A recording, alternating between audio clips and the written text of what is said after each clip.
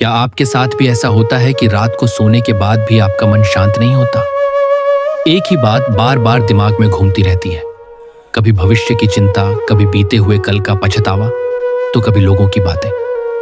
शरीर थक जाता है, लेकिन मन नहीं थकता। धीरे धीरे यही आदत हमारी खुशी, आत्मविश्वास और निर्णय लेने की क्षमता को कमजोर करने लगती है। आज की दुनिया में लाखों लोग इसी समस्या से जूझ रहे हैं। बाहर से सब सामान्य दिखाई देते हैं, लेकिन अंदर ही अंदर उनका मन लगातार भागता रहता है। अगर इस आदत पर समय रहते ध्यान न दिया जाए तो यह तनाव, डर और निराशा का कारण बन सकती है। ऐसे ही समय में भगवत गीता हमें एक गहरी सीख देती है। श्री कृष्ण अर्जुन से कहते हैं कि मन बहुत चंचल है, लेकिन अभ्यास और वैराग्य से उसे संभाला जा सकता है। इसका अर्थ यह नहीं कि मन को जबरदस्ती रोक दो, बल्कि उसे सही दिशा देना सीखो। जरा सोचिए, जब कोई छोटी सी समस्या आती है तो क्या होता है? हम उसका समाधान खोजने से पहले उसके 10 अलग अलग परिणाम सोचने लगते हैं। अगर ऐसा हो गया तो, अगर मैं असफल हो गया तो, लोग क्या कहेंगे? यही विचार धीरे धीरे हमारे मन पर कब्जा कर लेते हैं। श्री कृष्ण हमें सिखाते हैं कि मनुष्य का अधिकार केवल अपने कर्म पर है, उसके फल पर नहीं। जब हम हर समय परिणाम की चिंता करते रहते हैं तो हमारा मन वर्तमान से दूर चला जाता है। वहीं से ओवरथिंकिंग शुरू होती है। मान लीजिए एक किसान बीज बोता है। अगर वह हर घंटे मिट्टी खोदकर देखने लगे कि बीज अंकुरित हुआ या नहीं, तो क्या फसल उगेगी? बिल्कुल नहीं। उसे अपना काम करना होता है और फिर धैर्य रखना होता है। जीवन भी ठीक ऐसा ही है। हम मेहनत तो करते हैं, लेकिन परिणाम को लेकर इतनी चिंता कर लेते हैं कि अपनी ही शांति खो बैठते हैं। अर्जुन भी युद्ध भूमि में इसी तरह उलझ गए थे।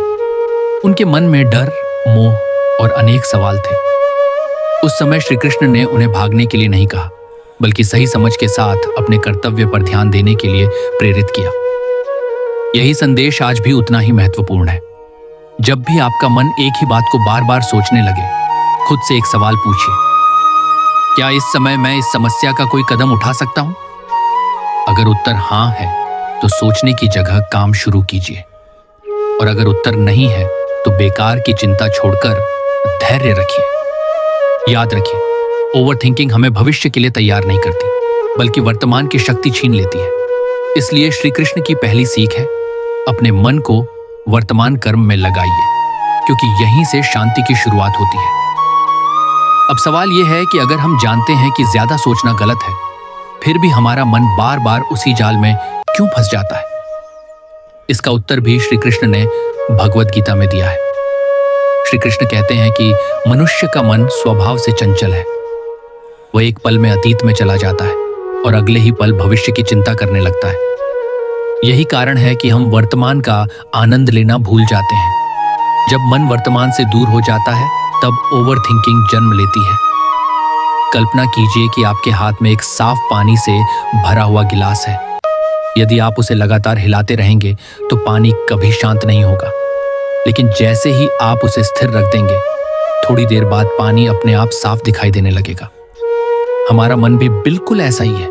जितना हम उसे बेवजह चिंता और कल्पनाओं से हिलाते रहेंगे, उतना ही वह अशांत रहेगा। श्री कृष्ण अर्जुन से कहते हैं कि अभ्यास और वैराग्य से मन को नियंत्रित किया जा सकता है।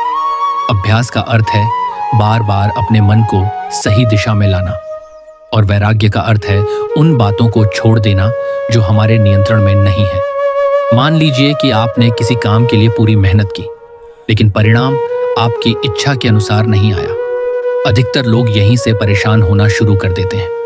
वे बार बार सोचते हैं कि ऐसा क्यों हुआ, लोग क्या सोचेंगे, अब आगे क्या होगा।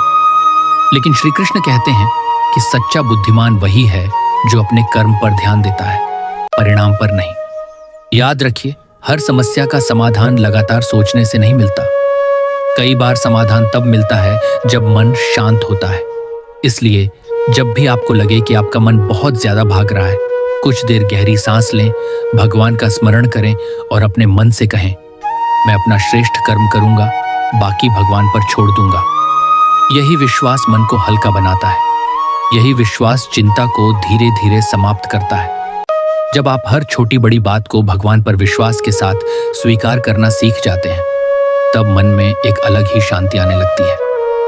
अर्जुन ने भी जब श्री कृष्ण की बातों को समझा तब उनका भ्रम दूर हुआ। उन्होंने डर को नहीं बल्कि अपने कर्तव्य को चुना। यही संदेश आज हमारे लिए भी है।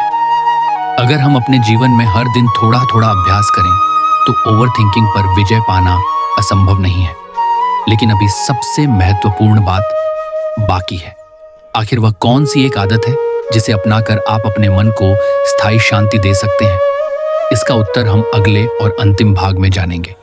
अब तक आपने जाना कि ओवर थिंकिंग क्यों होती है और श्री कृष्ण हमें मन को शांत रखने की क्या शिक्षा देते हैं।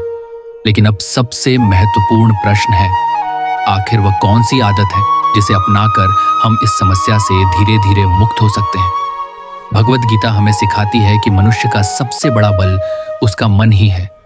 यदि मन आपका मित्र बन जाए तो जीवन की सबसे कठिन परिस्थितियां भी आसान लगने लगती हैं। लेकिन यदि मन ही आपका शत्रु बन जाए तो छोटी सी समस्या भी पहाड़ जैसी दिखाई देती है। इसलिए हर सुबह उठते ही सबसे पहले भगवान का स्मरण करें। कुछ मिनट शांत बैठें और अपने मन से कहें, आज मैं अपना श्रेष्ठ कर्म करूंगा जो मेरे नियंत्रण में है।